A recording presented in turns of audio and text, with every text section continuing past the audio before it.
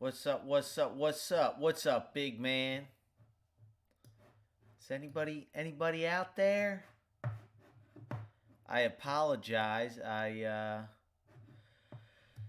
I was planning on getting on here a little earlier, but Juanita runs my life. I am no longer in control of the ship. You guys hear me all right?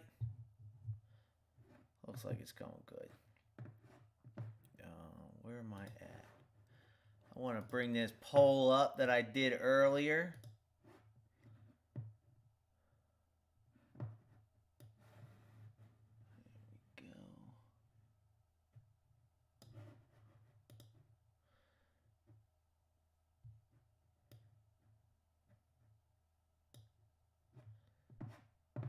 What is up, you handsome devils? So, against my better judgment, I'm here to talk politics. No, for real though. I've been going back and forth on whether or not to talk about this, and I don't know. I assume if you're tuning into this a little bit, you're somewhat interested in politics. It's election season, and I mentioned this in one of my recent videos. Being that I'm in Pennsylvania, it's like, man, it's nonstop. I talk about this a lot. You're a product of what you surround yourself with. What you put in is what you put out. And man, I don't care who you are or how hard you try to avoid it. In Pennsylvania, man, it is everywhere, and I'm sure in other swing states it's similar. It's nonstop. And then on top of that, just yesterday, I'm watching. I check out the town hall, which was literally about 5 minutes down the road for me. It took place in Delaware County, where I'm from. Delco stand up. One of the guys was like, "Hey, welcome to Delco." That was pretty cool. But all that being said, uh, how do I frame this? Because as I mentioned in my video, I I don't like to get into politics mainly because it's not productive. I think it's stupid. If if I were to say something on a live and that sways your opinion just because you like my videos, in my opinion, as much as I would be honored that you would listen to me, I don't think you should be that easily swayed, because where I'm coming from and my thoughts and my opinions have to do with me. I don't know anything about your life. And it's mainly, I'm not saying that I would think that. I just think that when people watch creators for political content or their opinions or views, they're not getting swayed. They're basically wondering, do I agree with you or do I not agree with you? And I'm either, being preached to the choir kind of thing or hate watching. And I want no part in that. Then on top of that, think about the political conversation you have. I have some good friends. I have some smart friends and thoughtful friends. And me personally, I glean a lot from listening to them, and I think it's good getting different perspectives. But in general, if you're not talking to someone that you respect or that you're, willing to give the time of day, if there's just these like little sound bites or these little 2 or 3 minute news segments, it's not about actually having discussions or changing minds or anything like that. It's really an argument. It's people trying to win. It's people looking for a gotcha moment, and in my opinion, that's really really dumb. Not dumb. It's entertaining. Don't get me wrong. It's very entertaining, but it's not productive, and it's definitely not something that I want to do on this channel. All that said, though, something that absolutely drove me nuts is there's quite a few things that drove me nuts, but being that this is an Uber related channel, um, it absolutely it boggles my mind. Actually, it doesn't boggle my mind. I thought about it a lot. It initially boggled my mind, but my mind is no longer boggled uh, as to why uh, Uber just isn't talked about, and not because people really care about Uber, other than the fact that it's a useful service. But Uber, like Kamala Harris was the DA in San Francisco, where Uber was founded, when Uber was founded. And then when um, Uber expanded in California, Kamala Harris was the Attorney General in California. And then on top of that, immigration directly relates to what we're seeing going on with Uber. So all that being said, I want to put a blanket statement before all this. This is not me endorsing or not endorsing anyone. I just think it'd be interesting to share perspective from a gig worker. Like so if I'm putting on my gig, like everything I say is just coming from the eyes of a gig worker. And all that said, me personally, I rarely work for Uber anymore. Where I, pick and choose my spots if it's worth it. But at the end of the day, most of the time, it's not worth it anymore in my market because it's been so saturated. So what I'm getting at is like, even if I was a one issue voter, the issue I voted on wouldn't be gig work. But all that said, I think that this, how do I explain this? Like what is happening with Uber and to Uber directly relates to actual issues with this election. And then on top of that, the real, other than the fact that Kamala was 5 minutes down the road talking about, I'll get to in a second, something that drove me absolutely nuts. Um, Nobody calls her out on it. I saw a tweet that got my wheels turning a little bit. And I'm not super familiar with Twitter, if I'm being honest with you guys. It's like my new form of entertainment. Uh, I just kind of started going on Twitter maybe a couple months ago, and holy smokes, it is absolutely hilarious and interesting and entertaining and all this kind of stuff. Just getting started, Alan. Sorry, I'm not. What's up, guys? Sorry, I'm not even looking. I'm getting started here. I'm just spitballing, freestyling here, for lack of a better term. I hate to sound so corny saying freestyling, but just getting the ball rolling, finding my angle here. But so I saw this tweet from William Wheelwright. Have no idea who this is, and it went. I think it's kind of viral. At 2:13 now, or 213 when I screenshotted that, but last I checked, 600,000 views. So I think in Twitter terms, that's pretty viral. Not super sure, but what William Real Wheelwright said was something that I noticed myself as an Uber passenger, and I found it in. Well, let me read what he said first. So William said, "Curious, why are all drivers, Uber, taxi, whatever, so right wing? I have literally never had a left wing one, and they seemingly all volunteer their political views without prompting. Is it because driving around for a living, one actually sees what's going on in the country?" And why I really wanted to talk about this, or at least start talking about this, and then we'll talk about some other things, is as he points out down here, a lot of interesting takes in the replies. And I'll be honest, when I opened up the replies, I was expecting something different. Um, I was expecting a lot of what I've encountered while being a driver, sort of a condescending, patronizing, an idea that I know better than you, and you don't know much. You're just a driver, kind of thing. And I was pretty surprised to see the opposite. And before we get to the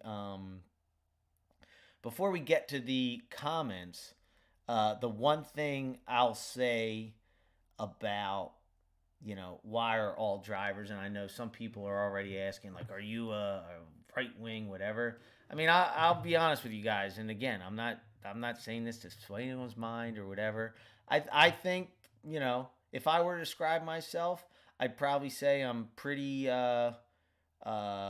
socially liberal and what do you call it, like fiscally conservative. At the end of the day, if I had to pick a party to identify with, which I don't want to, I don't like party politics, I would identify libertarian if I had to pick.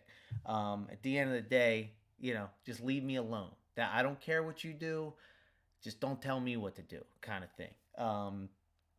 And I only share that because it's been my experience driving Uber that most people assume that I'm liberal, that I'm a maybe not liberal, Democrat. Most people assume that Uber drivers, because they're typically lower middle class or lower class, working a job like Uber, most people assume that they want the help that Democrats offer. They want the you know I don't want to say handouts, but they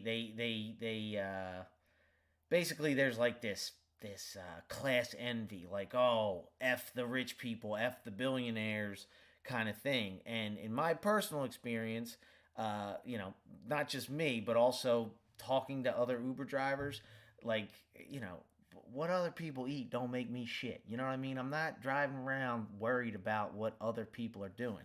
And a better example of this, I heard Jordan Peterson talking about once.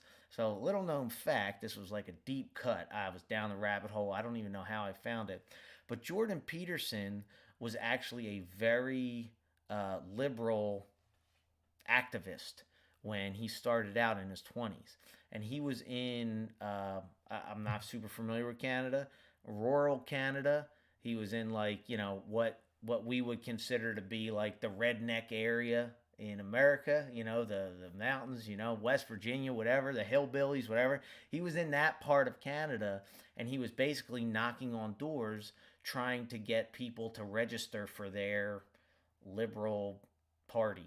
Again, I'm not super familiar with Canadian politics, but the analogy would be if he was in America, he'd be in the sticks trying to get people to become, sign up for the Democratic Party and say, like, look at what the Democrats have to offer you. Look at you, we can get you better this, better that, better, whatever it is, right? And what he found was that these people didn't want, you know, they didn't want better this. They didn't want better that. They didn't want all these government assistance programs or anything. They just wanted to be left alone.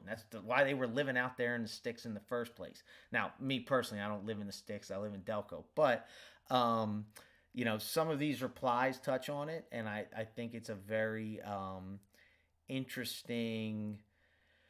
I think it's a very common thing where people just assume that just because somebody's working a job that might not be the most, glamorous thing or highest earning, that they want help or that they're unhappy.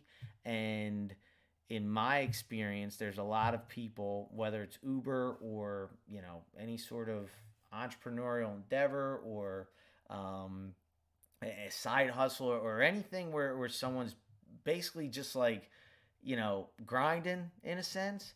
They like the freedom. They like being left alone, and the things that tread on that, tread on me,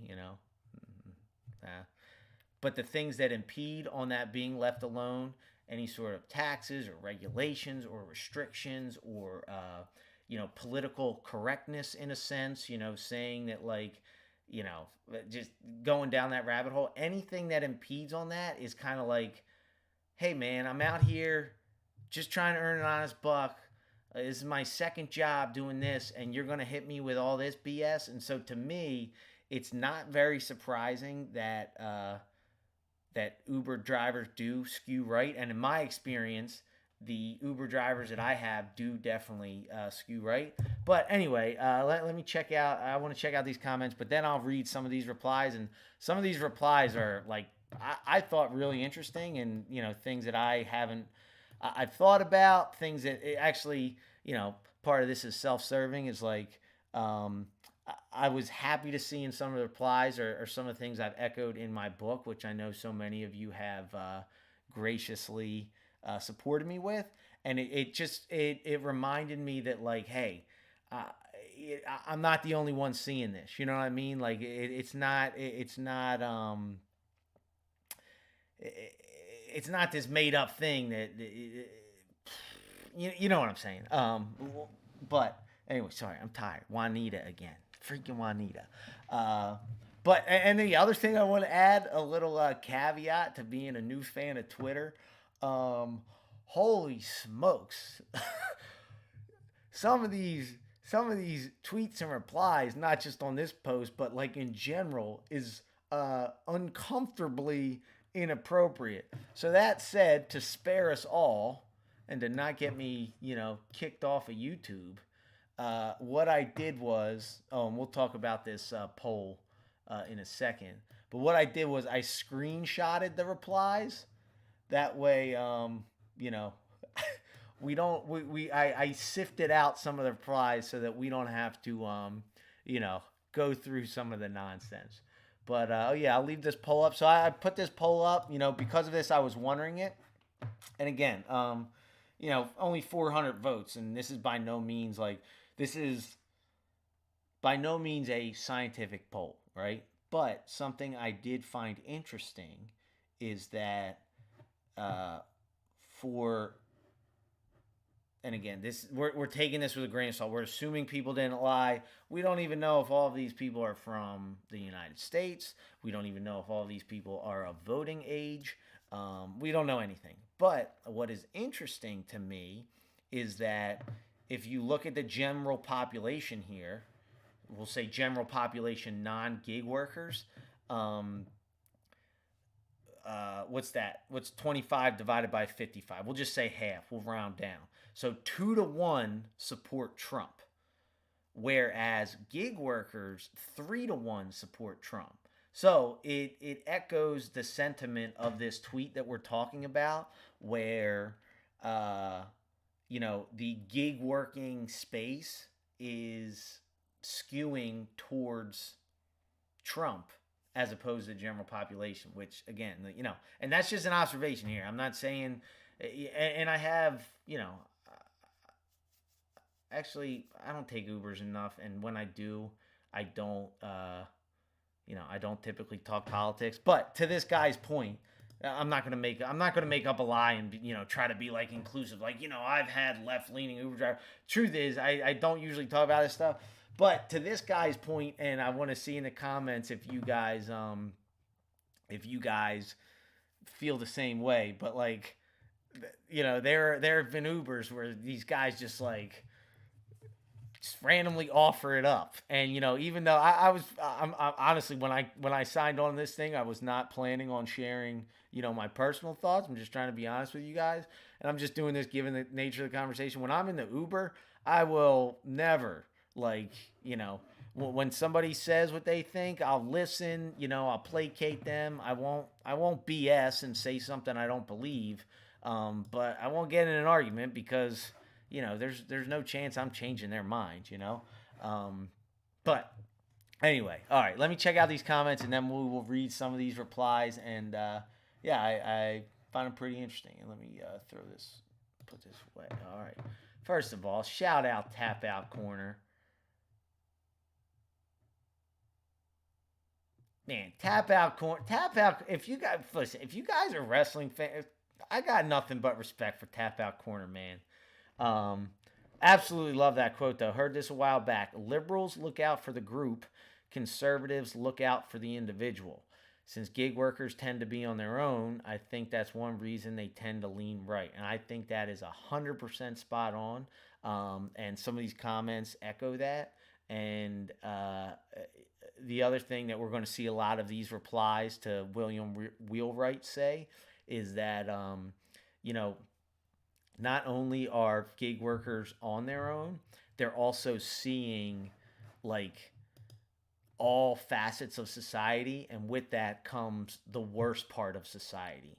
So like when you're out there and you're seeing like the absolute worst, like the most selfish, primitive aspects of human nature, it's very hard. And at the same time, you're by yourself and no one's looking out for you. So when you're in a jam, no one's coming to save you.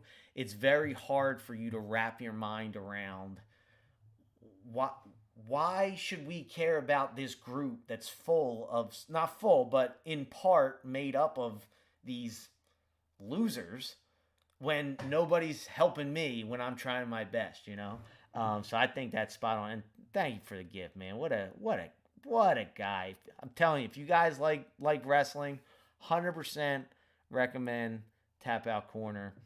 Another good wrestling channel I like. I'm not even a huge wrestling fan, but this guy Maven, he used to be he was like a WWE wrestler. He does all these behind the scenes, all these like behind like what wrestling was really like. Maven Huffman or Hoffman or something like that. Highly recommend.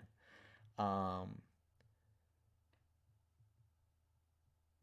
Wise business owner. I'm a gig worker. I'm a gig worker, but Trump is too far left for me. Huh, that makes you think. it's, it's either a funny joke or a scary statement. What's up, LTA Games? Um,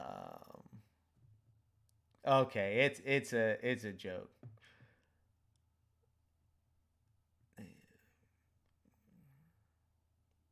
See, there we go. And this is why again, these are generalizations. TJB2 is a gig worker, always vote blue, you know? So these are obviously these things aren't set in stone, you know? And again, like part of the reason I don't personally even like, I'm surprised I said it. And it was if I had to describe myself, but like, you know, I may describe myself one way or identify one group one way, but like issue by issue, my mind may totally different. Yeah, it's like the Chris Rock joke. He's like anyone who, yeah, something like everyone wants to be part of a gang, you know. Anyone who, but anyone who makes up their mind before they hear the issue is an idiot. Uh, what's he say? I'm a normal man. I haven't heard that. I used to be able to recite that whole album, but he's basically the punchline is, some things I'm liberal, some things I'm conservative. When it comes to crime, I'm conservative. Prostitution, I'm liberal. And that's my best Chris Rock impression. So bad. What did Kamala What did Kamala talk about that got the toothpick sticking straight up? I'll get there in a second. Yeah, as a just as somebody, and this isn't, and the other thing that drives me nuts about this, you say, is like Kamala says something that's a blatant lie, beyond a blatant lie. It's like the most absurd thing she could have said to my gig worker ears, and it drives me crazy. That doesn't mean Trump hasn't said similar things. So that's the real reason you can't really talk politics on a platform like this, because there's a lot of very stupid and emotional people that say that see, oh, he's saying something bad about Kamala. What about Trump? Yeah, Trump's an idiot at times too. Okay? And Trump's smart at times. Kamala's smart at times, believe it or not. For all you people who hate Kamala, like, yes, there are good things about people. Like, but just because you say one bad thing doesn't mean the other. You get where I'm going. But fortunately, everybody here is very, very smart, so I don't have to worry about that. Voting for funny McDonald's man. Been a fan of your channel. Hope we can. What's up, Alan? Oh, appreciate that, dude. Voting blue, stupid. Vote on candidates for color of the party.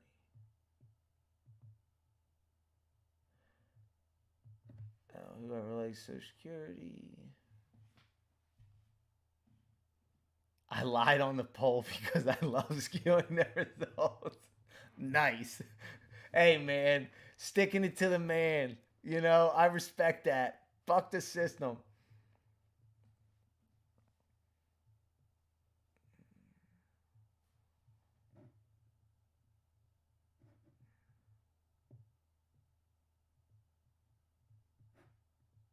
Screw off and let me do my thing. Amen to that.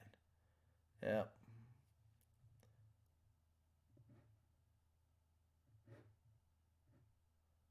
See, and all right, Wayne. So Wayne, this is touching on what I talked about earlier.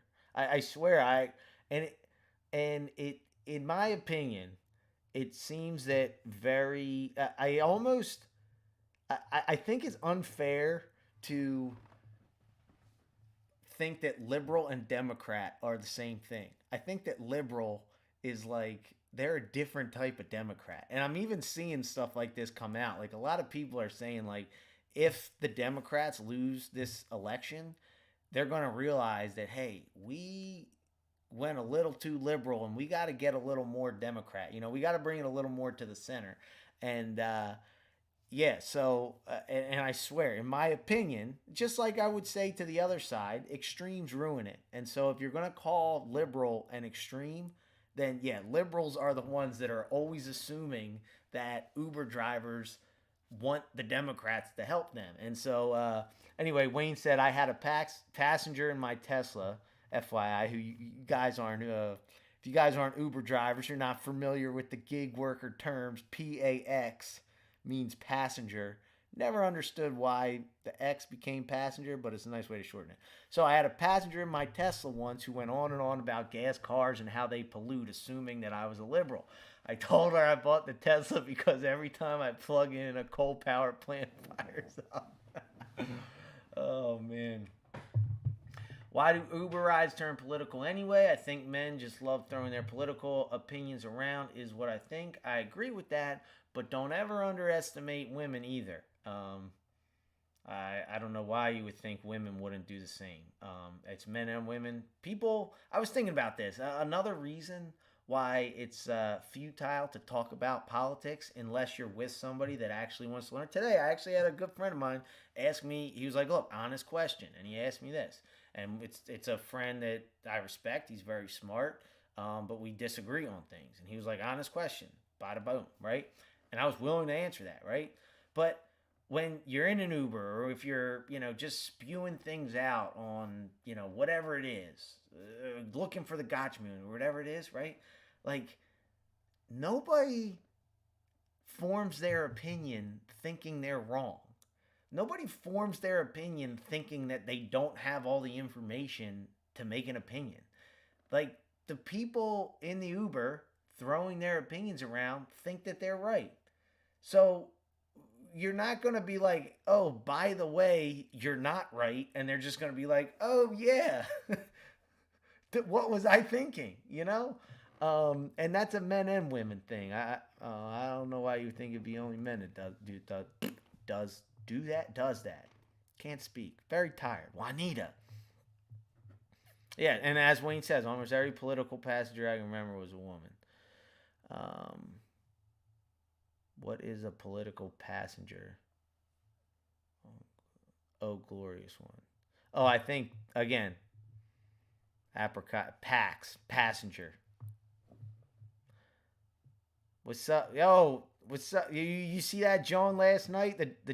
Yo, toxic mold media stories. You see the town hall in Delco last night? Well, I couldn't believe not a single person asked Kamala why hoagies is so expensive at Wawa. What's she gonna do to get the hoagie prices down? That's all I want to know. Go Birds. I've been working on my Delco accent. What other lie do you want to? He won't get no tax on tips. What other lie do you want to do this? My driver shared that he was MAGA. He wouldn't get tipped. No Republican anywhere will go for that. No way.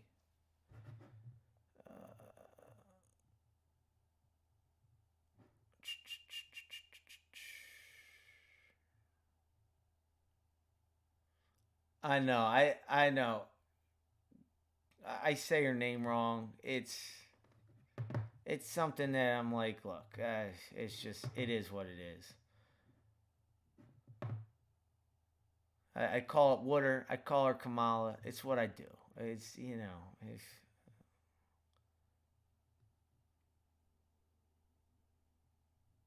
oh, you're a fan of Maven, nice. All right, I'm gonna get to this. Hold on. This is a lot of fun. All right. Jones fire me. All right. Oh, what's up, Nat? What's up? What's up? All right. Let's get into this. Sorry. I just enjoy talking to you guys so much. All right, so why? So again, trigger warning. some of these people, and again, these are the ones I filtered out. So keep that in mind. Let me drink some water as I talk about Kamala.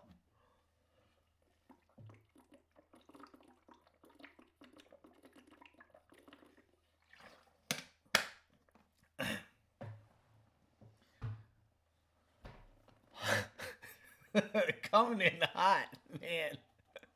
I thought I arranged this so we wouldn't start with this one because this is a little aggressive. But basically, I'm going to translate this. Um, it's hard to be naive with utopian ideas about humanity when you're confronted with how people act every day. Um, yes, they interact with Uber drivers interact with reality. Leftism is about being insulated from reality and having a fake email job. Also, why being a farmer makes you right wing. Uh,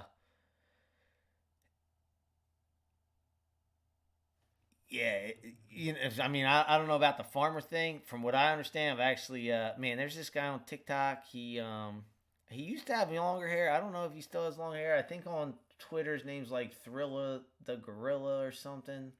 I forget. He like basically does conspiracy theories, but they're not really conspiracies. And he talks about, and there's a lot of accounts that do that, but basically um there's like this whole issue with farmers like trying to not be controlled by the government. And I'm not an expert on this. I've just seen a few videos, but basically like they can't just like sell eggs.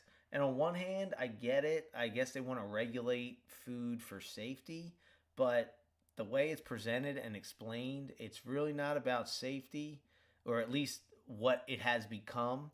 It's more about um, just like these corporations making sure they can control the food supply. Again, might sound a little crazy, and I'm not super well versed on it. I've just watched a few videos with it, and you can look at the statistics. There's not a lot of individual farmers anymore. And from my understanding, the reason is because they just get taxed and fined and regulated out the wazoo. So it's not worth it for them to do that.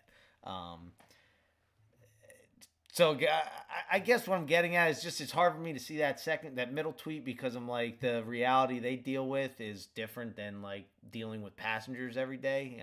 My idea of a farmer is like you're not dealing with people, um, but maybe it's more of like you're on your own kind of thing. Uh, Interminable exposure to the average person, both in your car and as other drivers on the road, in diverse, cosmopolitan, overpopulated cities. You put AOC behind the wheel of an Uber, and she'll be laying bricks at the border herself in a month's time. Now that's just funny. I don't care who you are. Um, but yeah, I mean, I think they all kind of say the same thing. Um, you just see the just chaos of everyday life in an overpopulated area with all these different people. And I think what's missing on his tweets, which we'll get more, is just how like self-serving people are. And I'm not saying it's wrong to be self-serving. I mean, you got to be self-serving, but it's just kind of like it reiterates how like man, you know, everyone's just out here looking for themselves. Dog eat dog world. These ideas that leftism presents are good, but if they're not enacted right or if humanity gets in the way, they can become really, really bad, there's a joke I like from Bill Burr. He's basically like, yeah, I like Republicans because at least they're honest about how they're going to F you. It's like Democrats will pretend they're trying to help you up, but then they'll let you fall. Democrats will, or Republicans will, Republicans will let it be known that they're going to kick you in the faces. They're going to try. He was a lot funnier saying, obviously, but it's almost like Oh, this one's aggressive. I'll let you read that for yourself. Um, yeah, or I'll translate it because man, I should have edited that one out. Aggressive. Um, Also have to deal with the dregs of society, which tends to make anyone with even a modicum of intelligence right wing. And I think what he's saying with that is like when you do deal with like the lowest common denominator, or like I don't want to say evil people, but just the kind of people that bring the group down, the people that are so selfish that, the way they're operating is shooting themselves in the foot.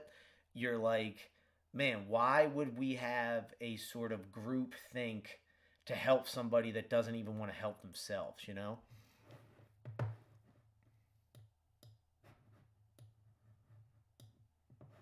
In my experience, majority of drivers are first generation immigrants, usually escaping some sort of political or religious persecution. That, combined with interacting with a lot of diverse people, likely shows them a lot about human psyche and reality. Experience shapes beliefs and stereotypes, and drivers have seen lots. We're all Uber drivers are all entrepreneurs, immigrants who work. Shit, this is look. This is the second time they relate the farming. I guess even most of my farm worker family is supporting. I guess as a farmer, I guess farmers are similar to gig workers in that they're on their own, and it's also like I don't want to say day by day thing, but like, for a farmer, if they have bad crops one season, they're SOL.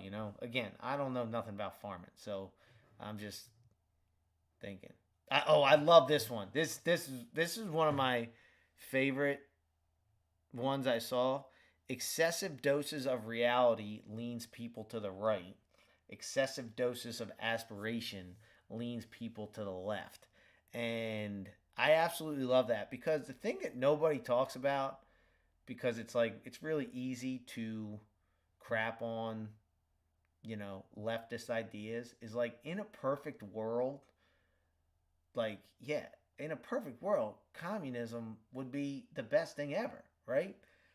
Like if everybody was just getting along. I mean, think about it. If you have a healthy, I don't want to say healthy, but if you have a family that gets along, that's very close to communism. You know what I mean? Like these small, tiny, insulated places where people are sharing and getting along and looking out for each other and putting each other first. That's like that's the ideal. That's what people strive for, right? The problem is when you try to make the government enforce it, and when you try to make them enforce it with 300 million people, or 350 million now, however many people, it just the most selfish, um, you know, worst people of society just don't let that happen effectively. Um, and I think seeing, and that's the other thing, when you see excessive doses of reality. I talk about this in my book. I talk about this on my channel. If I give 10 rides, and 9 of these rides are really good people, contributing members of society, nice, friendly, whatever it is, if that one rider is, I don't know, somebody who tries to rob me, or if that one person is, man, there's this one ride, I've never talked about this on my channel before. There's this one passenger I'll never forget. I still get pissed off thinking about it, and it like threw me off so bad that I half get pissed at him, half get pissed at how I handled it, just because I was like so thrown off. I didn't know what was happening. He comes out of a restaurant. Excuse me. He comes out of a restaurant and he gets in my car, and he gets in my back seat. He's like, perfect timing. He's like, you mind if I dump this out the back seat? And he had this cup in his hand. I thought he meant just dump the water, right? And right as we're like pulling off, the door's open. He chucks the plastic cup out the door.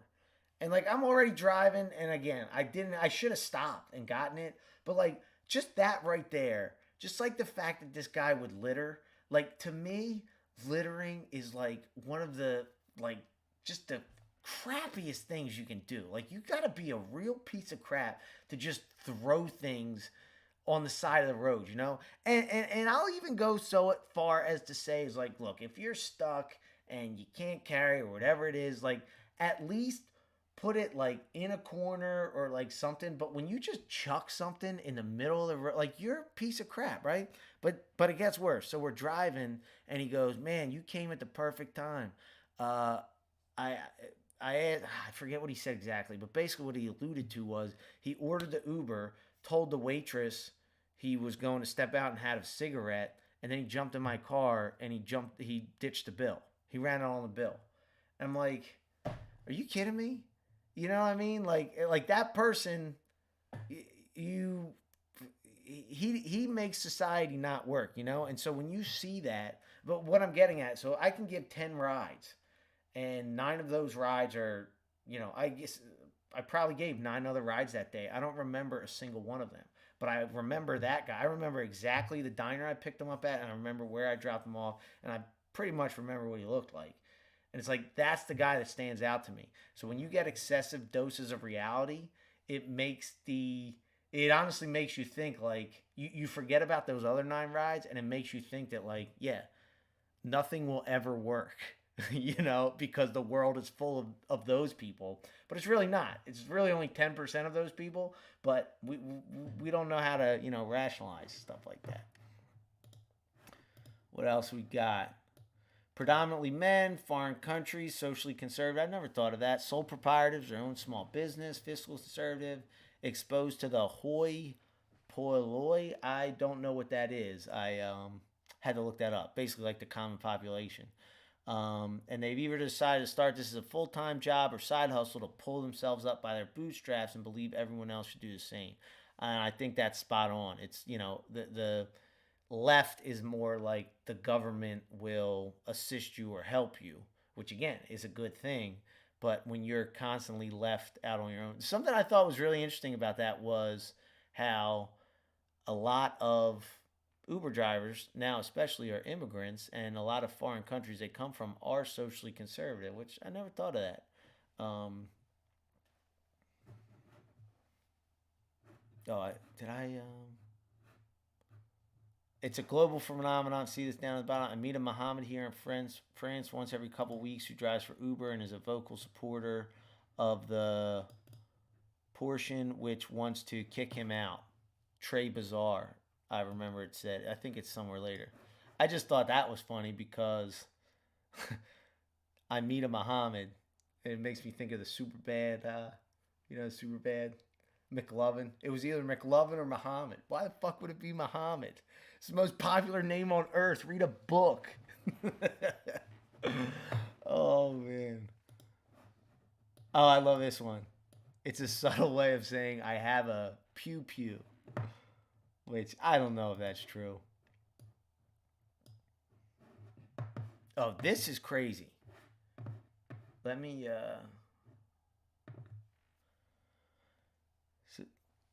check this out, and then I'll catch up on the comments. I'm not sure, but I just had a new accident case last week, and the Uber driver who was injured is a legal immigrant from the Middle East, and he was very pro-Trump once he figured out that I was. Again, I think that's cool. Wait till the rider gives their opinion and then get into it. But his son served in Afghanistan, and he hates the way Biden handled that, and also the border. Check this out. Uber support says, we hope that everyone involved is safe. Visit Uber accident to report this to our support team and provide your email address. Like the Uber bot, like, isn't that, what a world, man. It's obviously a bot, but it's crazy that they found that so quickly. Isn't that nuts? And it's all, I like what he said. It's disturbing because the Uber aspect wasn't the point at all.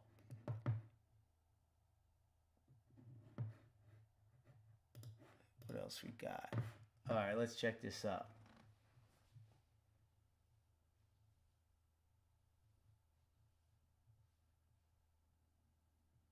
Where are we at? Where are we at?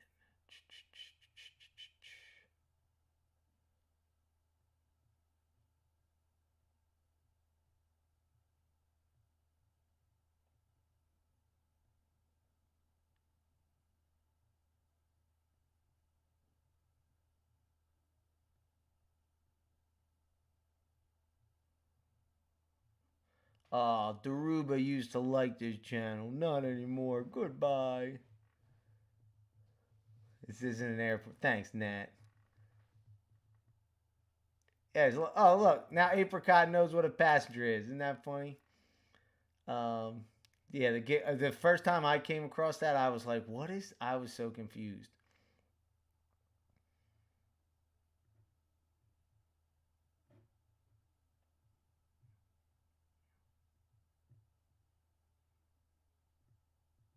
Is Andrew. Is Andrew trying to come at me too? Too broke to be political. That makes a lot of sense. Um, I can't wait to see you live stream November 6th after Kamala gets 300. The cognitive dissonance on the right is brutal right now.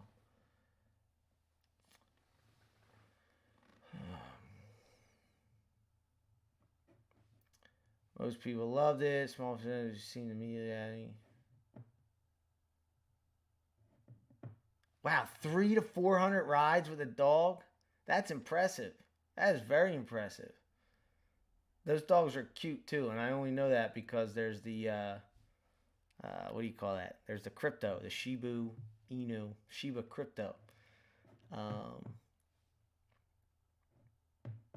think a lot of people see Trump as aspirational.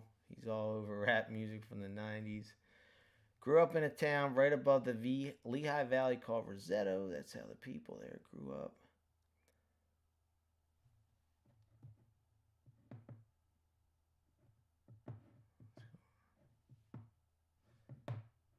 Yeah, see, that's what I'm talking about. All right, so Apricot says the Rosetto effect, a small town where everybody helped each other and they live within 2 blocks of each other. Like that's really cool. That is really cool. Um, but my guess would be that's a small town. You can tell if a neighborhood is dangerous by the amount of litter you see. I've driven eats in probably 25 states. Whoa, that's pretty interesting. It's a nearly universal tell. That's very interesting.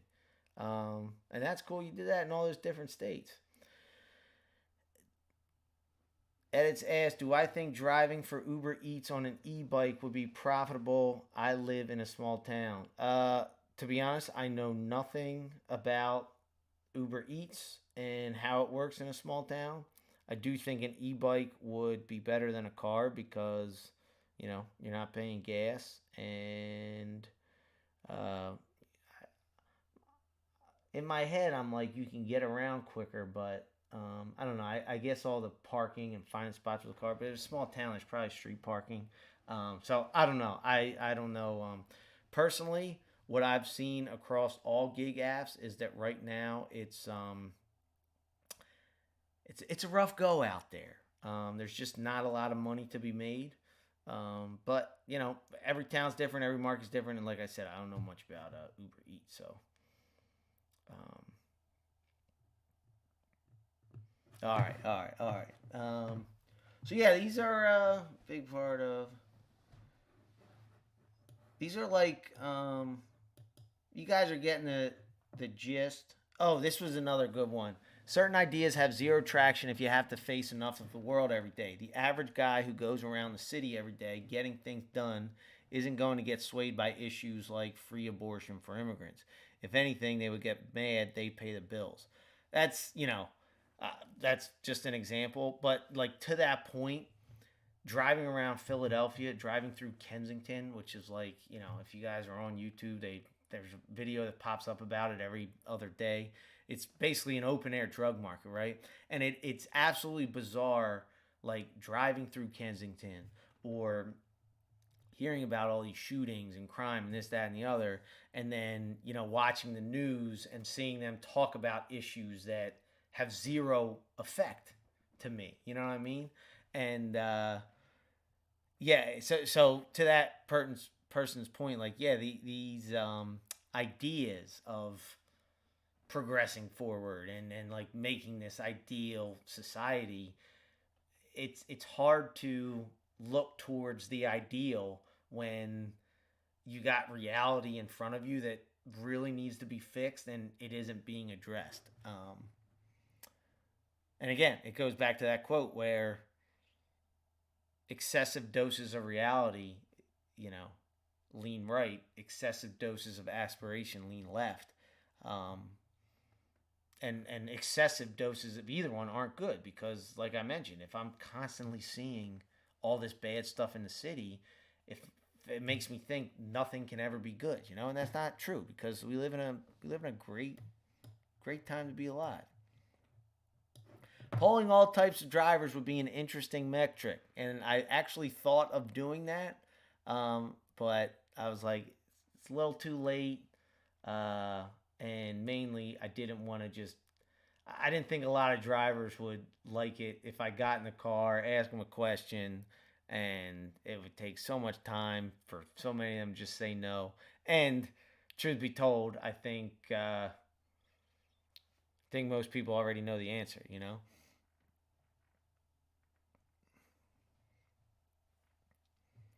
Can confirm this is true in London too. It's kind of interesting, and again, this is just from comments, not just from this, but from things how, you know, we live in somewhat parallel uh, countries. The West. It's just interesting how the West is like, the West. Even though we're an ocean apart. But then again, there are some pretty big differences. What else we got? Oh, this one. This one I let's see. I'm what the cool kids are calling a digital nomad. I drive. I actually, yeah, that's cool. That's awesome. Probably not in a small town, but it would be worth trying. Part of the town has a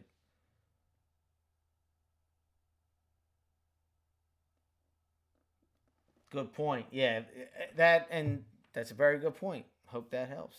But do Republicans want to help those people in Kensington or just put them in a profit prison? Look, I'm not saying they do. And see, this is exactly what I'm talking about. Just saying that, just saying that I recognize that one group doesn't want to help the people in Kensington doesn't mean that I think the other group is better. It's just that, like, when you're constantly being fed this lie that, oh, we're going to help, we're going to change this, and then they don't, it's like, dude, case in point. So I'll let me talk to that, and then I'll get to what Kamala said that just drove me absolutely nuts. This I thought was interesting. Maybe I shouldn't talk about this. Yeah, I'm not going to talk about this. Basically, all I'll say is I've had the most. How do I say this? I don't want to call her. I don't. You can't say. What's the word people use to substitute? Racist. Because you say that, you get flagged. But basically, the most inappropriate driver I've ever had fit that demographic. And it was so uncomfortable that I was like, I want to be like, I don't think you can say those things. And, there's a lot of things I put in my book where I'm like, I don't know if I should really talk about this because it's not necessarily politically correct. But I thought of like these drivers that I had, and I'm like, I want to be honest and I want to share the truth. And yeah, I don't know. I just think, again, it goes back to like another thing that I think might make Uber drivers or people that deal with the public in general skew right because the identity politics of the left is just like you see it in real life and it's like I think the whole defund the police thing is one of the best examples. I drive and work and live in those neighborhoods, and like the people who don't live in those neighborhoods saying defund the police obviously have never been or talked to people in those neighborhoods because the people in those neighborhoods want more police. It's like the craziest thing ever. So that's the kind of thing. Again, but all right. So um, let's see. Both parties love prison industrial complex. Don't prove so. Only libertarians or far left really oppose it. Far left here. Liberals aren't close purse. Sometimes you have to pick a side. It goes a little closer. So, Brandon, as far as people, let's see. As far as people, last one, last honorable mention. I think this was already answered 50 years ago, and the answer hasn't changed. I mean, it's literally excessive doses of reality. That's what happened to Travis Bickle. He just saw the constant, what do you say, the filth, the sludge, you know, the dogs. But so check this out, and this is what really tilted me watching that town hall in Delco yesterday. Check this out. Check out what Kamala says. Oh, we got an ad. Are you still blaming circumstances like the economy, your job, your family, your genealogy? I really got to get YouTube Premium. If you think about it, how much do I watch YouTube, and how much time do I spend watching ads? Whatever that time spend is, what's YouTube Premium? Like $9? The hourly that it would work out to be would be like $2 an hour. All right. Check this out. He runs a service desk for an IT company. Can you guys hear that all right? In Pennsylvania. He's registered as a libertarian, describes himself as an independent. He says he's undecided. Eric? Thank you, Anderson. Thank you both for being here. Thank you, Eric. So my question is concerning groceries. Grocery prices have gone up quite a bit in the last 4 years. And some people blame former President Trump. Some people blame President Biden. Who would you say is correct? And what would you do to bring prices down for Americans? Thank you, Eric. And you're absolutely right. You know it. I know it. I think most Americans know it. Price of groceries is still too high. And we need to address it in a number of ways. One of my aspects of doing what we need to do to bring down the cost of living for working people and the middle class in America is to address the issue of grocery prices. Part of my background and how I come to it is probably a new approach, grounded in a lot of my experiences as a former attorney general, where I took on price gouging. And part of my plan is to create a new approach that is the first time that we will have a national ban on price gouging, which is companies taking advantage of the desperation and need of the American consumer and jacking up prices without any consequence or accountability. So that is one way. But to your point, Eric, there are a number of... Do you know how Kamala Harris has taken on price gouging in her past? She first encountered price gouging, maybe not first, but what comes to mind to me as an Uber driver is the fact that when Uber was created illegally in San Francisco, do you know who the top lawyer in San Francisco was? The lawyer that would be responsible for not only prosecuting an illegal taxi service, but also a taxi service that was engaging in predatory pricing, in price gouging, with their new revolutionary charging model that they called, instead of calling it price gouging, they called it dynamic pricing. Do you know who was the DA in San Fran that conveniently let that slide? I'll give you one guess. She's on the screen right now. And then, as Uber expands into California and takes with it its dynamic pricing, which again is just a fancy way of saying price gouging, as they expanded into California, do you know who was now the top attorney, the attorney general of the entire state? I'll give you another guess. She's on the screen right now. The fact that she can sit there and say that she's against price gouging when she literally, I don't think people understand how absurd Uber's surge pricing is. It is literally price gouging. Oh, everybody's leaving the bar now? Let's really stick it to them because we know they're drunk. We know they need a ride home. Let's jack the prices up. That's what price gouging is. And she's going to sit there and say that she stood up to price gouging. That's the kind of stuff that drives me crazy, and it blows my mind. There's honestly there's a part of me that has this respect for politicians, how they can just somehow just lie. Like, how can they just lie knowingly? And, maybe in the past, it, pretty much up until the 90s, when there wasn't that many news outlets, there wasn't that much video footage. It's just kind of like, yeah, I can say whatever I want. Al Gore can say I made up the internet because it's like, what are you going to, who's going to refute it, right? But like, we all know now that everything's recorded. Everything can be looked up, and you still have the audacity to just sit there and lie. Like, I kind of wish I could do that. Like, I wish I could like look Anderson Cooper in the eye and tell him that. Like that's a special talent. I'm not saying it's a good like a noble talent, but it's special. Not everyone can do that. You got to be a certain sort of sociopath to do that, right? Now, to be fair, okay. This is why politics is just a ridiculous game, and you're either getting F one way or the other, right? Because the reason that nobody is talking about Uber, where's this article? Here it is.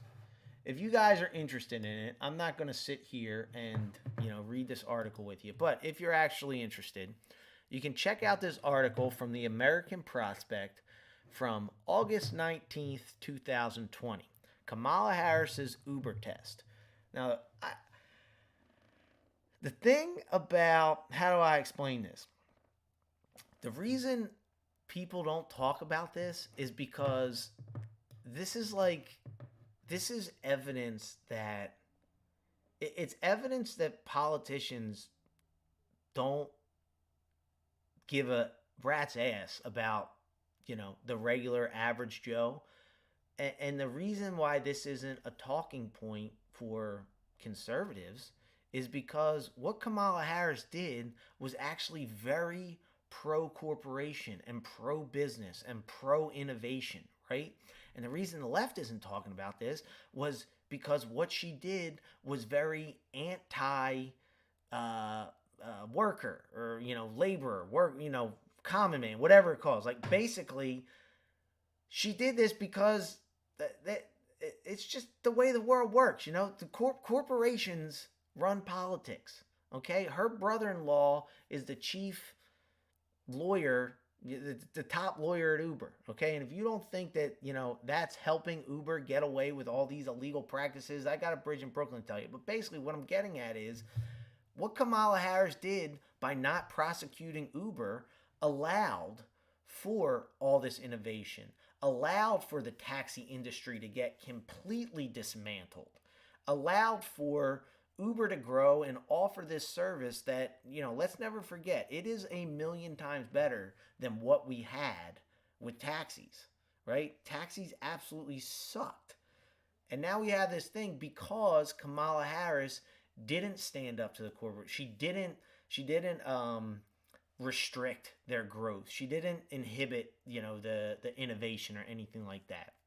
Imagine if she did.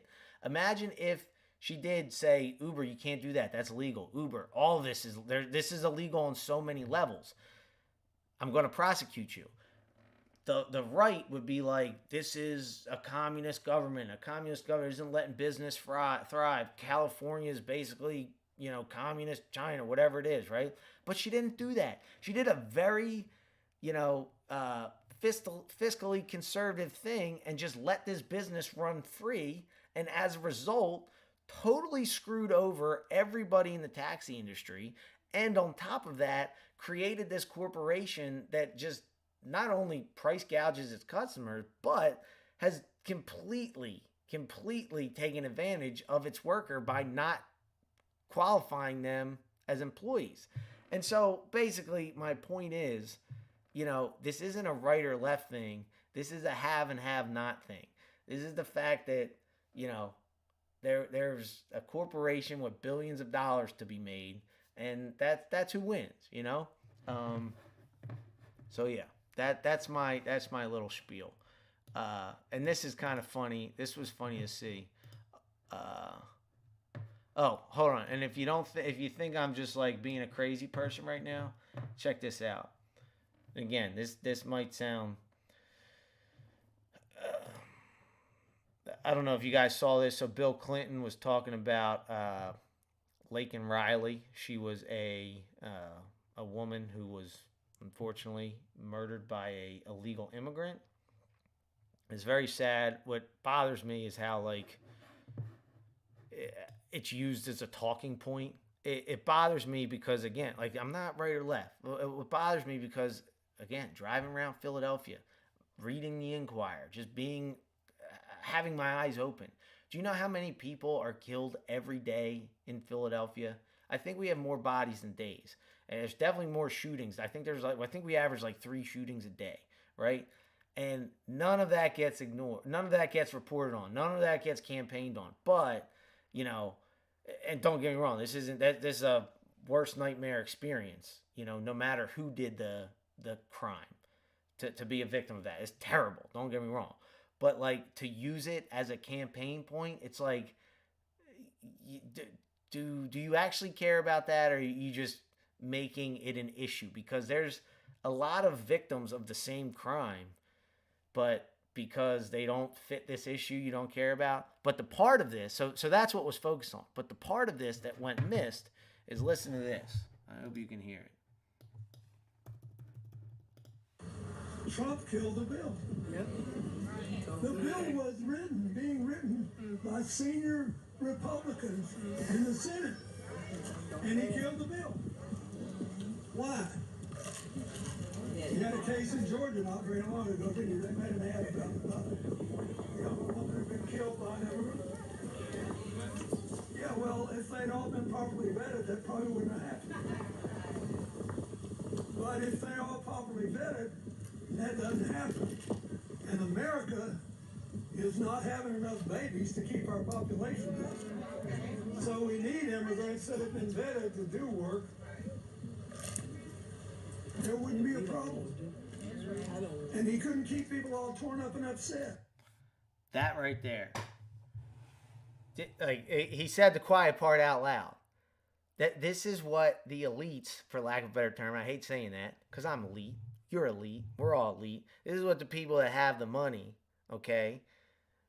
That's what they want. Did you hear what he said? He said, Americans aren't having enough babies, so we need immigrants to do the work. That it's all supply and demand. It's simple economics. The more workers, higher the supply, less demand, the less they can pay. If there's 1,000 people that want a job, if there's 1,000 people, we see this in Uber. As Uber drivers, you see this.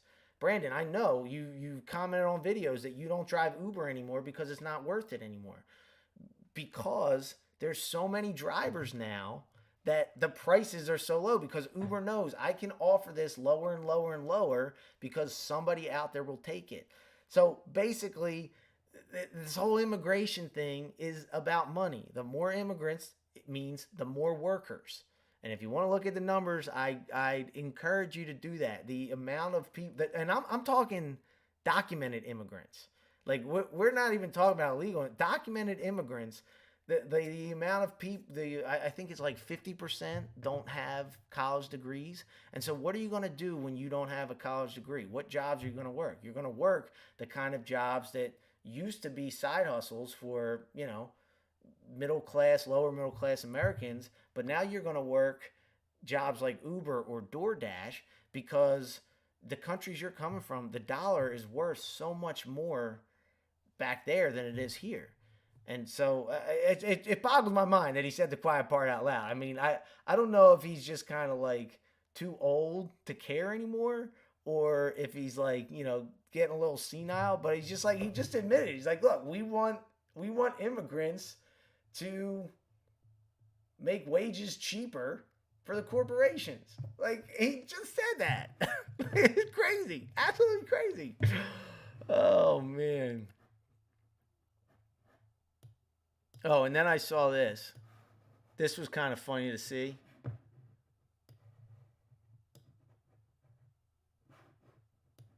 So,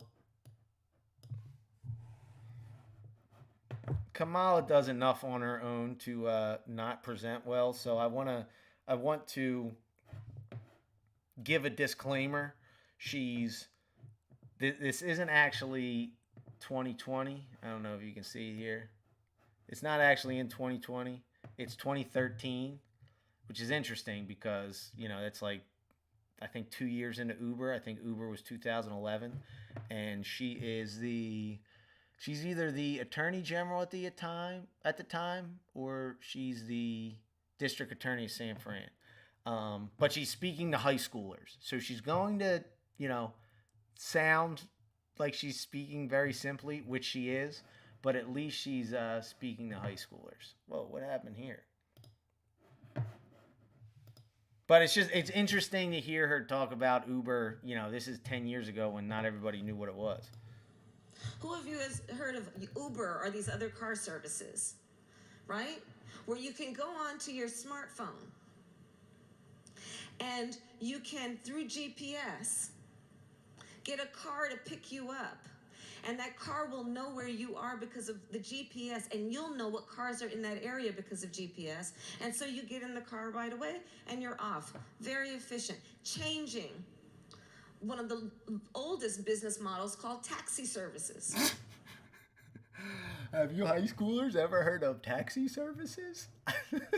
But again, like, she says the quiet part out loud. She's like, yeah, we're dicking over the taxis, but here we go. What else? Oh yeah, so that's all. Harris calls out. Get that. Yeah, so that was if you guys want to read this again, I hope I did a half decent job of I hope I made this clear that I was just looking at this through an Uber driver's perspective and the perspective of somebody who, I don't have any faith that, I don't think politicians from either side are going to save me one way or the other. And, at the end of the day, I think it really all just comes down to classism and money in politics and all that kind of thing. So, I'm kind of rambling here. Tired, Juanita again. But basically what I'm saying is they're all full of it. All of them. And, I hope I did a good job of not, I don't want to pick a side, but I also don't want to say nothing. I hope I said something of value. I hope I shed a little perspective on why, some Uber drivers or a lot of Uber drivers might think like this. And really, I really wanted to talk about. I wish somebody else would cover this. I know I'm not typically a political channel, and I know I'm not even like really super hardcore Uber. I'm kind of all over the place, let's be honest. But like, I wish somebody would kind of call out the ridiculousness that is highlighted by the way Kamala Harris, dealt with Uber. And again, the reason they don't is because it is like you would have thought she was Republican. Like, you would have thought what she was doing was, organized by Donald Trump himself. Don't restrict business. Don't let them go. Let them be. If the taxis aren't going to adjust, they're going to go under. That's what they get. But she's sitting there and she's saying that she's looking out for the worker, the working family, the working class or whatever. Meanwhile, she's literally not only not prosecuting Uber for engaging in an illegal taxi service, but she's allowing them to engage in price gouging. Like, it's surge pricing. And this is somebody that benefits from surge pricing. As any other Uber driver knows, like, the only time you make money these days is when there's a surge. And in the past, the surge pricing was even more ridiculous. Like, this is somebody that benefits from this price gouging. And it's wild to me that she can sit there in a town hall 5 minutes from my home and say, I'm going to stop price gouging. It's like, you created the most revolutionary form of price gouging on the market today. and you just let Uber call it dynamic pricing, and you look the other way. Like it's crazy. It's absolutely crazy. Oh man. All right. I want to catch up on these. Oh, Breeze is in the building. Breeze, I have seen your comments. You are, yeah, you're spot on. I'm loving your comments.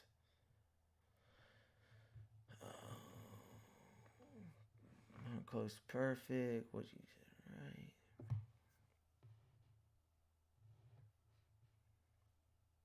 I dig that, Wayne. YouTube Premium, so YouTube gets less money from me. Maybe I'll go that route. That'll help me justify it. Stick it to the man.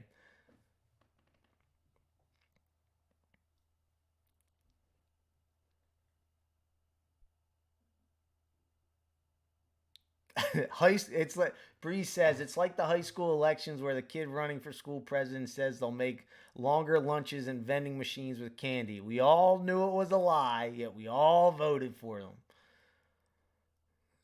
Except she's not smart enough to just promise all day resets and free lunches. Oh man.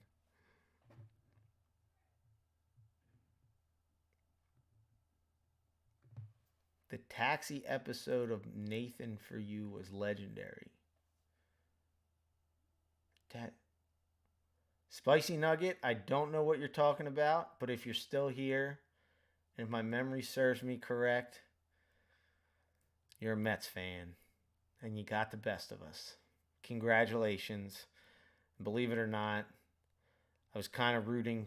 I probably shouldn't say this publicly as a Philadelphian, but I was kind of rooting for the Mets against the Dodgers just because I wanted to see a Subway Series.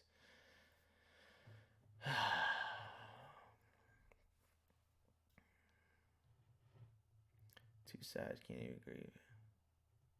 That is wild. The two sides can't even agree on the facts, live in different universes.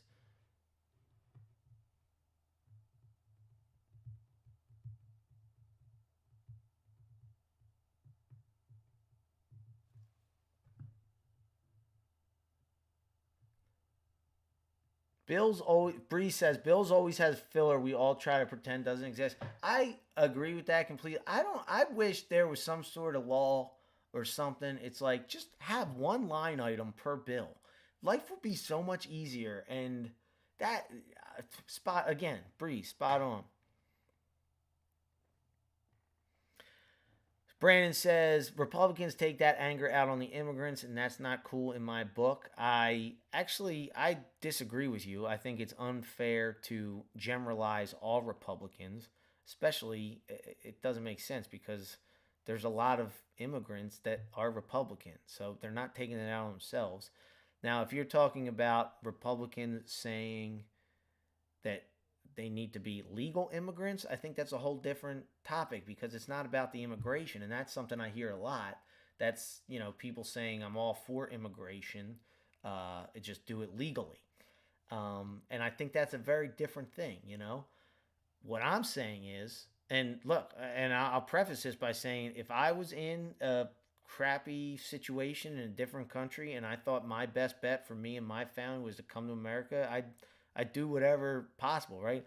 I'm just saying that, again, simple supply and demand. The more immigrants, the less wages. It's just like it's why the elites are, again, we're all elite.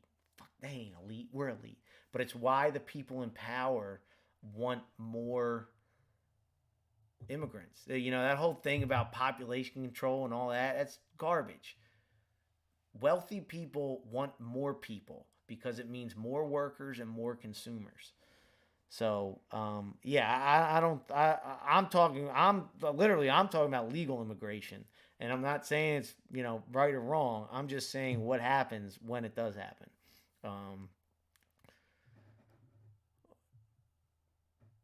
Why do I think women are having less babies? I actually have a lot of thoughts on that. I think the biggest thing is there's just more. I don't want to say opportunity, but with the internet, with travel, with careers, I think you know people in my grandparents' generation had kids early 20s. And, you know, I think the average millennial has a kid, I think it's either late 20s, it might even be early 30s.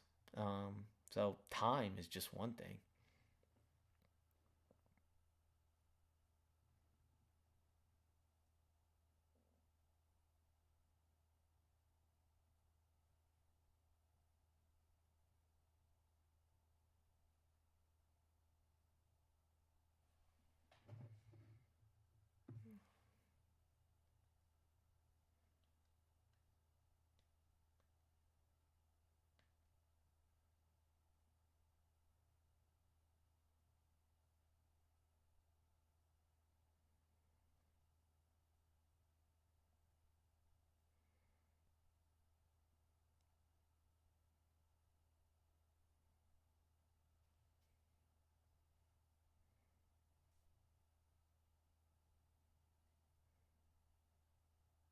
Breeze, if you mind me asking, where did they immigrate from?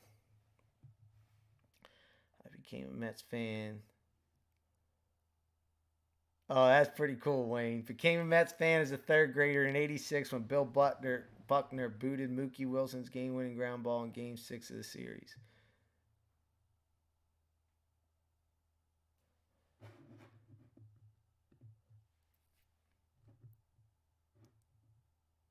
Oh, that is awesome, Apricot. I love it.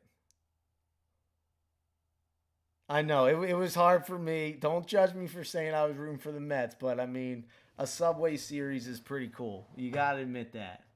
Um, and the Dodgers. I mean, who? Speaking of, the Rams are playing right now. Wow, the Rams are about to beat the Vikings. That's crazy. That's wild. Oh, I knew I should have live bet the under. It happens. All right, well, this was a lot of fun, guys. I enjoyed this. Thanks for coming out. Thanks for sticking around. Some of you guys were here for most of the time, so that's really cool. Yep, Rams won. I knew that was a trap. I don't know how many of you guys follow that stuff, but Vikings were only favored by 2.5 points, and it made no sense. I like that. Yeah, well said. If I had to pick a team, it'd be the Mets, but I'm with you. And oh my gosh, the fans, when Phillies have a home game and all the fans come down because the Phillies tickets are cheaper than it is up there. Oh, it's the worst. Grandma came from Portugal on a boat as a baby, and her husband, my grandfather, joined the Navy from Guam. Whoa. That is very interesting. Wow, that's really cool.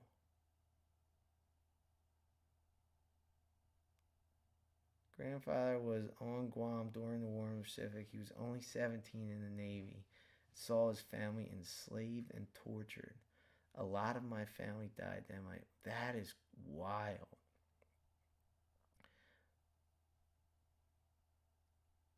So, did your grandfather meet your grandmother when he came back to the States after the war?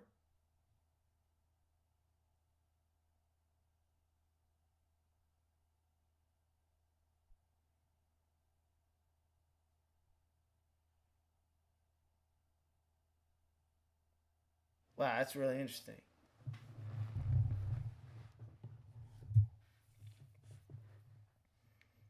And I'm guessing he joined the U.S. Navy. You're saying, right? I guess you could have done that, or someone could have done that. Obviously, not you.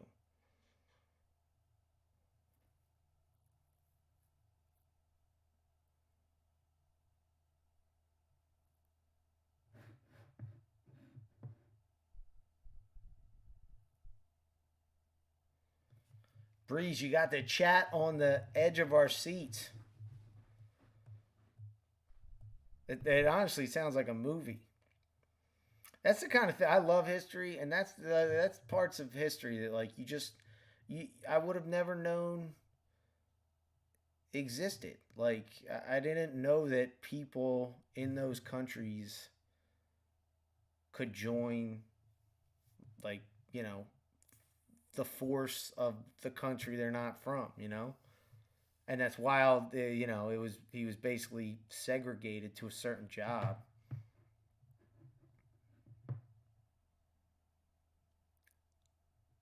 Taunton, Massachusetts, right? What's Maine? Maine's ME, so that's Massachusetts. Wow, that's really interesting. I'm gonna look up where Taunton is. Where's Taunton?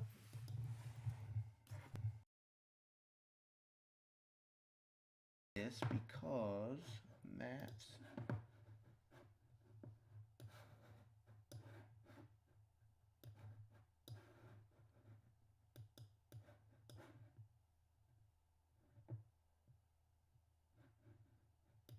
South of Boston.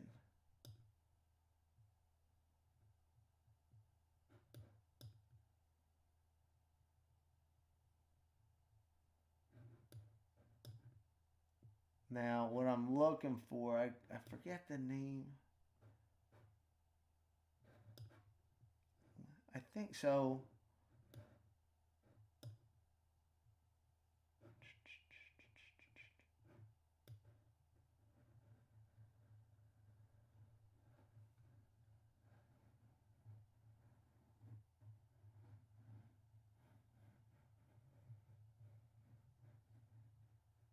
Lynn. So, what I was looking at, I think is interesting how he said Taunton is like a little Portugal. Still have many relatives there. My grandmother, this was before World War II. After World War One, my great grandparents, they settled in Lynn, Massachusetts, and there was I don't know if it was big, but there was at least somewhat of an Armenian community there. So basically, to tie it back to the even earlier part of the conversation, just kind of like how we had these, as you mentioned, was it the Rosetta effect? Am I thinking of Rosetta Stone? Like the town in the Lehigh Valley. Like you had these little towns, these little communities of people, whether it was a similar culture or they all, immigrated together from the same place, whatever it is. I just think it's really interesting how, when I think of Massachusetts, I think of, the Red Sox and the Patriots. I don't think of a little Portugal, and same thing with Lynn. I don't think of Armenia. But basically, I just think that's pretty neat, There's so much more. He looked Japanese and took off his uniform and pretended to be a Japanese soldier and help. What? He looked Japanese and took off his uniform and pretended to be a Japanese soldier and helped fill a supply truck and drove it off a cliff. Jumped out last minute and walked down to the beach and surrendered. Wow.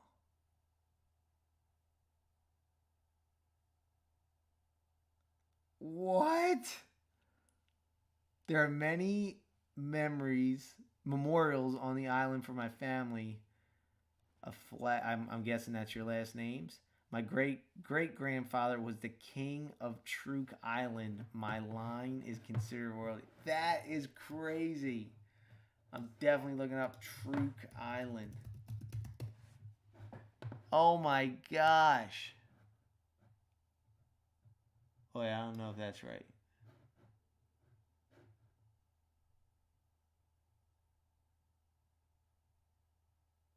Oh, previously Truk Atoll.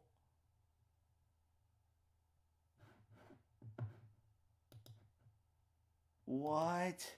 Is this right? His grandfather was Indiana Jones.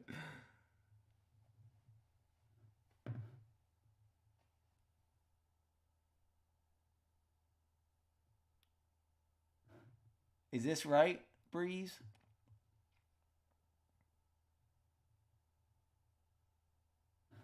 Oh, here we go.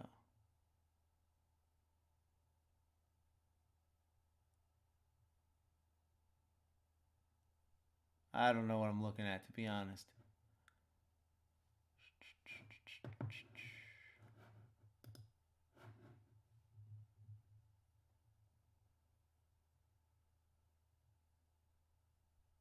My family, due to their royal lineage, was the only ones allowed to work in Spanish gold and filigree. This is very cool.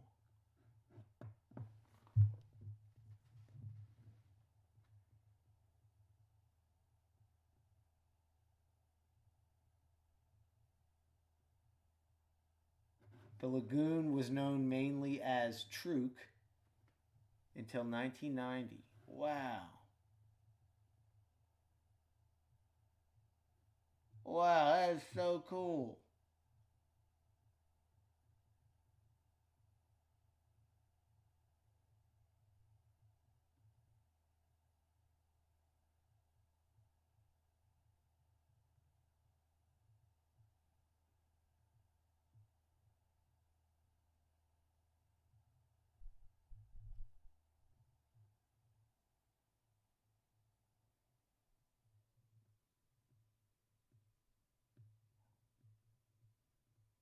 That's really neat.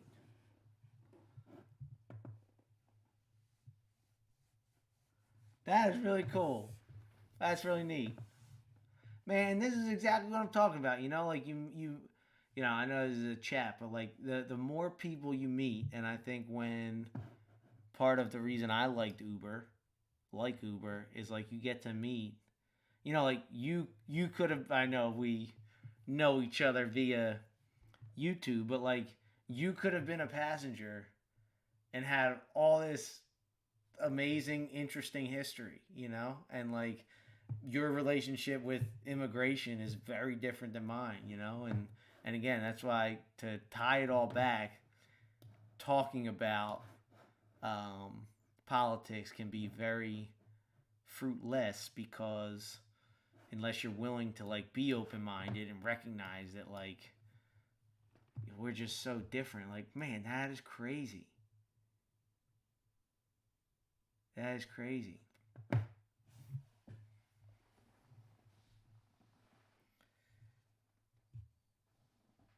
Oh, my grandmother was uh I don't she was born she was either born in Jersey or she lived in Lynn, Massachusetts for a while. And I can talk like I'm from Boston. Not well though. But I don't know if you heard earlier my Delco accent. I'm from Delaware County, right outside of Philadelphia. We got Wawa's, we got Hoagies, we got Mom and Pop Ups, and we love the Eagles. And it's where Kamala Harris was.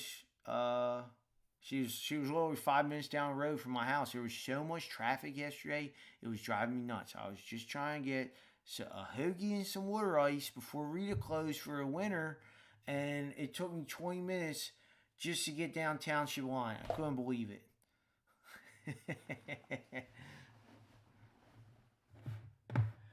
All right, guys. Well, look, this was a lot of fun. Um, that was a great ending. Breeze, thanks for bringing this home. That was really really cool. Um, that was really neat. All this time we've been going back and forth for a while on YouTube, and I didn't know I'm talking to royalty. That's neat. Like I said, we're all elite. We're all elite in our own way. Um, but seriously, guys, I hope you enjoy this. I hope for those of you who stuck around, I really appreciate it. I hope I could share a perspective that I think is just it's wild to me that it's not talked about more, because I think it's really telling just the way the state of politics are, so to speak. And do me a favor, the next time you hear price gouging come out of anyone's mouth, well, the next time you hear price gouging come out of Kamala's mouth, just know that she's absolutely full of it. And that's not to say old Donald isn't full of plenty of stuff himself, but just knowing what I know or being in my Uber driver lens, when I put on my gig worker hat and I hear Kamala Harris, the DA of San Francisco and the Attorney General of California when Uber was expanding, sit there and talk about she cares about the working class and she stands up against price gouging. Next time you hear that, just know that she's absolutely full of nothing but complete and utter bullshit. That's my spiel. Thanks for coming out. This was fun. Thanks, Breeze. Thanks, Apricot. Thanks for hanging out, guys. Wayne, large enough to branch out. Thanks, man. I appreciate it. Yeah, I thought that too. It's a little different, and I shared the reason why I don't like it. I know there was a couple people that were like, it turned them off, but at the end of the day, I'm not here for the fickle. I'm here for the strong. So if you can't stand that little bit, then get with it or get lost. I bet those kind of people that jumped off are the kind of people that get persuaded by seeing Eminem at rallies, or I talked about in my one video. Again, it's both sides do it. Trump had what's that kid's name? Bryce Hall.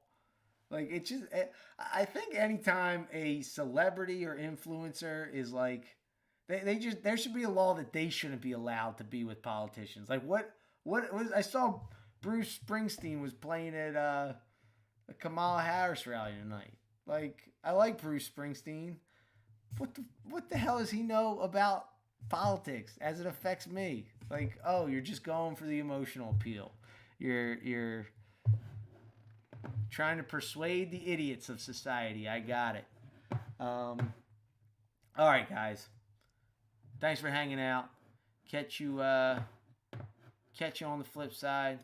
Oh, the other reason I wanted to do this live is because don't think I'm gonna have a video up tomorrow, but I'm telling you, man, I got some fire content coming soon, stacking up. Life's been a little crazy, but I'm gonna try to get back to posting on Fridays, and I think November 1st will be a good day to start my YouTube takeover.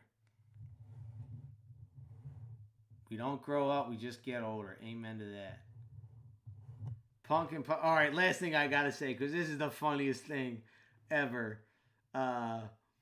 Rage Against Machine, whatever their hit was. Forget you, I won't do what you tell me. Forget you, I won't do what you tell me. The fact that they were like promoting the vaccine, it's like, and again, this isn't even commenting on the vaccine, but the fact that somebody that was forget you, I won't do what you tell me, is on stage promoting a mandate is like, oh my God. Part of me died that day. All right. On that note, I'm out. Thanks again, guys. This was a lot of fun. Have a great night, great weekend, and I'll catch you on the flip side. Until next time, stay handsome, you handsome devil.